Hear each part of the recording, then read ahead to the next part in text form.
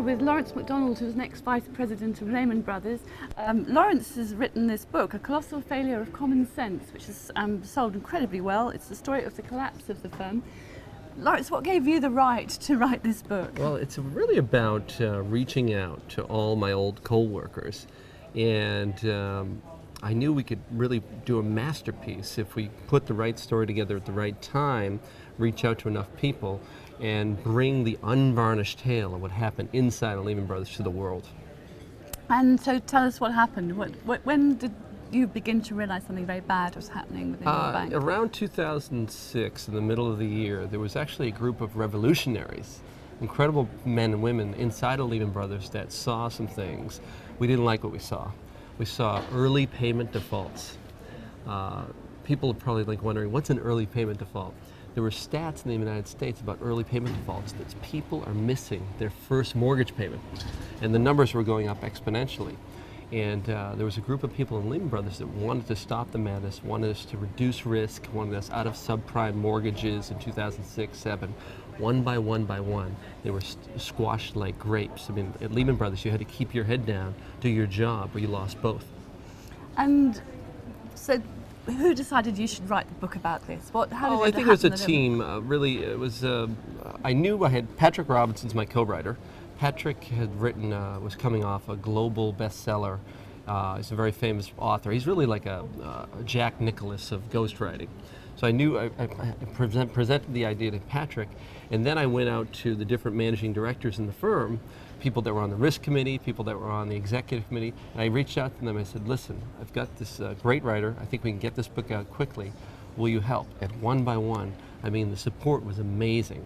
200 people helped me write this book. Okay. And it was really those 25 to 40 really high-level people that put it all together. So was it a cathartic experience for them? Why would they want to recount something that was a colossal failure of common sense? They were all betrayed. I mean, for the first time in these people's lives, many of them weren't working.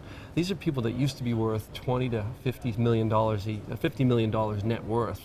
And the husbands and wives had all been wiped out, all wiped out. And they really were motivated to tell the truth because they really felt, as I do, some of the crimes of the century were committed in that building, and this really never should have happened.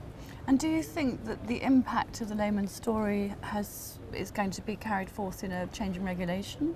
I think so. Well, you look at my book now, Colossal Failure of Common Sense. It's in 12 languages. So there's really been a global thirst for knowledge about what's happening, what happened here, and I think that people want reform. I've been all over the world in this lecture tour. I've been in China, I've been in Oslo, in Norway, and in the United States and Canada. People, when I do these events, they want reform. They want the banks to reduce leverage.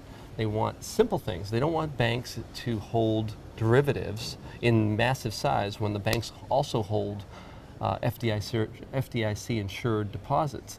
And they want reform. They want to see a separation of those two functions. Sure.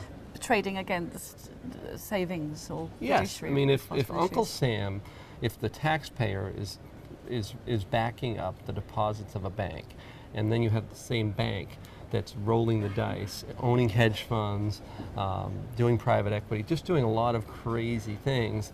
That's not the way Wall Street was 15, 20 years ago. It's really the last 10 years that Wall Street banks started to take more and more risk. And going forward, what does your life hold for you? Now you're an author, but will you go back to the financial industry? Well, I want to take a year and give something back. I mean, the global lecture tour, it's nice because I meet people like yourself, meet people all over the world. I feel like it's rewarding to give something back and bring the truth about what happened to the world. But it doesn't, it doesn't pay that well. I'm not making my old 2006, 2007 Lehman bonus. But it's rewarding, and I think I'm going to spend at least this year on the global lecture tour and giving something back and help and bring people inside of this bank. Thank you very much, Warren McDonald. Thank you for your time.